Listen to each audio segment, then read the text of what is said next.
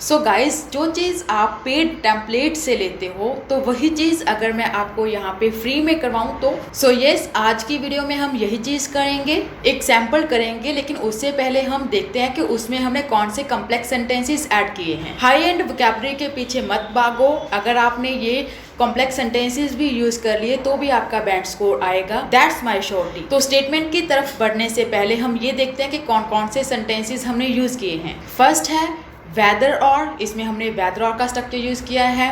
Second, if का use किया।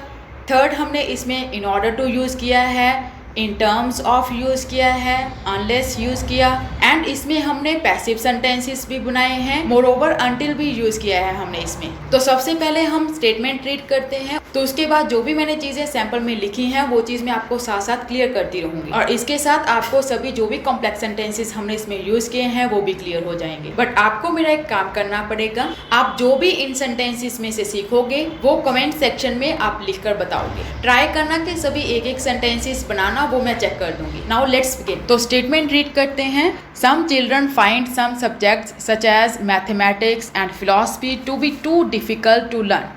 So some people argue that these subjects should be optional rather than compulsory. To what extent do you agree or disagree? कुछ बच्चे ऐसे हैं जिनको subjects like कौन कौन से मैथमेटिक्स एंड फिलॉसफी डिफ़िकल्ट लगते हैं बहुत ज़्यादा लर्न करने। सो इसकी वजह से कुछ लोग हैं जो कि आर्ग्यू कर रहे हैं कि ये सब्जेक्ट्स ऑप्शनल होने चाहिए रादर देन कंपल्सरी, कि कंपल्सरी नहीं होने चाहिए। इस चीज़ के साथ आप कितना अग्री करते हो, कितना डिसअग्री करते हो, ये आपका ओपिनियन रहेगा। एक बार सैंपल स्टार्ट करते हैं, लेकिन उससे पहले आप वीडियो पॉज करके जो भी आइडियाज़ आपके माइंड में आते हैं वो कमेंट सेक्शन में लिख दीजिए। And let's get started. Introduction देखिए। It has become a debatable issue whether subjects such as mathematics and philosophy ought to be optional और ऑब्लिगेटरी। ये चीज़ एक डिबेटेबल इशू बन चुका है कि वेदर, यहाँ पे देखिए हमने वेदर और का स्ट्रक्चर यूज़ किया कि वेदर जो भी सब्जेक्ट्स हैं कौन कौन से, mathematics and philosophy, ought two means होता है शुड, मस्ट, वो क्या है, या तो ऑप्शनल होने चाहिए या फिर और क्या होना चाहिए, obligatory means compulsory, necessary, because these are found too complicated by some peoples to learn. क्योंकि ये जो सब्जेक्ट्स हैं बहुत ज़्यादा डिफ़िकल्ट लगते हैं कुछ स्टूडेंट्स को लर्न करने के लिए। अब इसकी थीसिस स्टेटमेंट देखिए। I, however, find that mathematics holds more prominence as opposed means as compared to philosophy, which should be optional. मैंने इस चीज़ को फाइंड किया है कि जो मैथमेटिक्स है उसकी ज़्यादा सिग्निफिकेंस है, वो ज़्यादा सिग्निफिकेंस को होल्ड करता है एज कम्पेयर टू फिलॉसफी, जो कि ऑप्शनल होनी चाहिए। ठीक है, फिलॉसफी क्या होनी चाहिए, ऑप्शनल होनी चाहिए। वेदर और का स्ट्रक्चर तब लगता है जब आप दो चीज़ों में कंडीशन रखते हो कि या तो ये चीज़ होनी चाहिए या फिर वो चीज़। हमेशा ध्यान रखना कि वेदर और ही आएगा, एंड नहीं आएगा इसमें। अब देखते हैं BP1। To commence with, it would not be an exaggeration to say that, ये कोई इतनी बढ़ा चढ़ा कर बोलने वाली बात नहीं होगी। That math is a key to learn several other subjects, के जो मैथ है एक की है जो दूसरे सब्जेक्ट्स हैं उनको लर्न करने के लिए।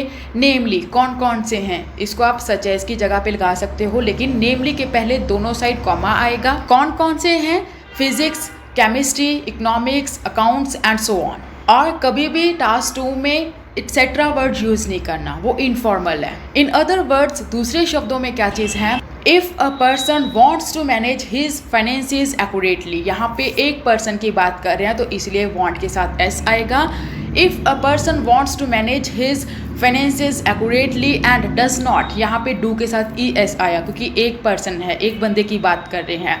And does not want to be duped means होता है लाइक अपने आप को नहीं चाहता कि मेरे को कोई ठगे। ठीक है, अगर कोई पर्सन चाहता है अपने फाइनेंसिस को अच्छे तरीके से मैनेज करना एंड अपने आप को नहीं चाहता कि उसको कोई भी बंदा ठग ले, comma a sound knowledge of math is of utmost necessity, अच्छी नॉलेज होना मैथ की वो क्या है, बहुत ही ज़्यादा ज़रूरी है। For instance, comma in order to crack government exams, government exams को क्रैक करने के लिए, कॉमा इंक्लूडिंग मीन्स होता है सच एज, लेकिन ध्यान रखना जब भी आप सच एज की जगह पे इंक्लूडिंग लगाओगे तो उसके पहले कॉमा आएगा। सच एज कौन कौन सी चीज़ है, बैंकिंग, एसएसबी, आप कोई भी गवर्नमेंट एग्जाम लिख सकते हो जिसमें आपको लगे कि मैथ की कैलकुलेशंस वगैरह होती हैं। And SSC comma studying mathematics will come in immensely handy. Study करना मैथमेटिक्स की वो क्या है, बहुत ही ज़्यादा बेनिफिशियल है। अब देखते हैं BP2 प्रूविंग अहेड या फिर proving further more comma many professionals. कौन कौन से हैं वो बताया, केमिस्ट हो सकते हैं, अकाउंटेंट हो सकते हैं, इंजीनियर्स हो सकते हैं, doctors, physicists and many more. And means many more means होता है and so on. Have a great significance in various departments. इन प्रोफेशनल्स की बहुत ही ज़्यादा इंपॉर्टेंस है काफ़ी सारे डिपार्टमेंट्स में, मीन्स सेक्टर्स में, एरियाज में। Sense these experts, sense means होता है विदाउट या फिर बट फॉर भी लिख सकते हो। इन एक्सपर्ट्स के बिना comma a country can not touch the unprecedented height of progress. कोई अगर ये प्रोफेशनल्स नहीं होंगे देन कोई भी कंट्री अपनी जो प्रोग्रेस की हाइट है उस चीज़ को टच नहीं कर पाएगी, मीन्स उसमें इतनी ज़्यादा तरक्की नहीं हो पाएगी। ऑन दैट अकाउंट मीन्स होता है एज अ रिजल्ट। अब हम रिजल्ट की बात कर रहे हैं comma it hampers the holistic growth of a nation. ये रुकावट पैदा कर देगी पूरी जो ग्रोथ होती है नेशन की या फिर of a state. Moreover comma mathematics should be one of the rudimentary subjects. यहाँ पे वन ऑफ का स्ट्रक्चर यूज़ किया हमने तो सब्जेक्ट्स आएगा। हमेशा ध्यान रखना वन ऑफ जो उसके बाद जो भी लिखोगे वो प्लूरल रहेगा, ठीक है, जैसे one of my friends, one of the books. Moreover comma mathematics should be one of the rudimentary subjects till high school in terms of securing admissions for tertiary education in a foreign university।